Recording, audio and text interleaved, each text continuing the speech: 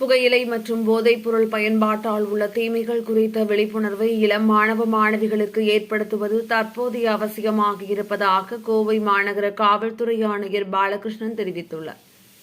கோவையில் children charitable trust பெண் குழந்தைகள் இல்லத்தில் புகையிலை தடுப்பு தினத்தை முன்னிட்டு போதைப் பொருள் குறித்த விழிப்புணர்வு நிகழ்ச்சி நடைபெற்றது.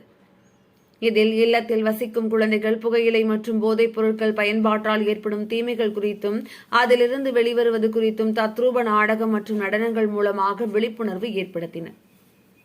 இதனைத் தொடர்ந்து நிகழ்ச்சியில் தலைமை விருந்தினராக கலந்து கொண்ட கோவை மாநகர காவல்துறை ஆணையர் பாலகிருஷ்ணன் பேசினார்.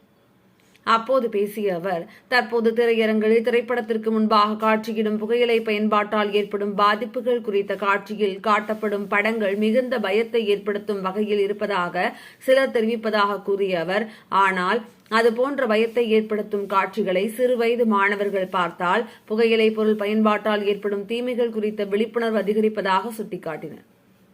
தொடர்ந்து பேசிய அவர், போதைப் பொருள் மற்றும் புகையிலை பயன்பாட்டால் ஏற்பட்ட புற்றுநோயாளிகள் படும் துன்பங்களை நேரடியாக மருத்துவமனைக்கு அழைத்துச் சென்று மாணவர்கள் பார்ப்பது கூட ஒரு வகையில் விழிப்புணர்வு ஏற்படுத்தும் என அவர் நம்பிக்கை தெரிவித்தார்.